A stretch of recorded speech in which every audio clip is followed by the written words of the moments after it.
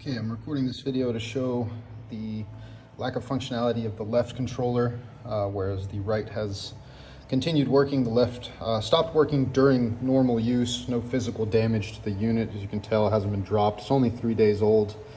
This is actually the factory battery from the right controller. I have also tried putting in, fresh 1.5 volt AA's that I had here in the house. This is actually the original battery that was in the left controller. I've used it in the right. The battery is fine. So we knocked that out of the way. As you can see, the first thing I did was check the pairing. Initially, the right and left controller both appeared as paired.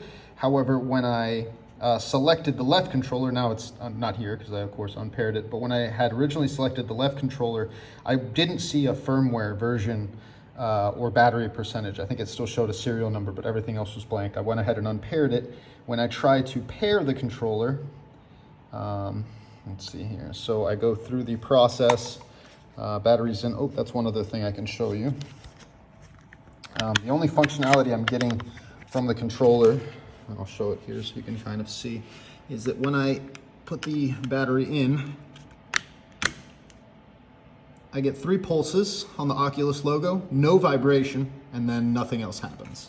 And when I attempt to do the pairing process of holding the flat menu button and the Y down, I can hold it for all eternity and I will get no change or vibration or no light on the controller, nothing. And you can see that's me holding the 2 buttons and nothing happens. However, just to show you that I believe I'm following the process correctly, I'll go ahead and unpair my right controller and repair it.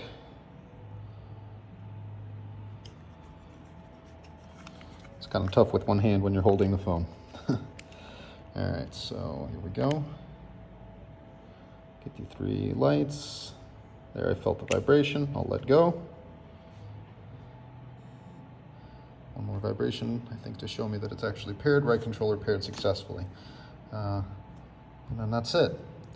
Now, after I went through all these steps, tried different batteries, repairing the controller, the last thing I attempted was a factory reset on the unit to see if it would, force repair the controller during the initial setup process. And like I mentioned in our chat, the setup process is now stuck on the initial portion where it asks me to remove the little contact protection tabs from the controllers, which, as you can see, are no longer in.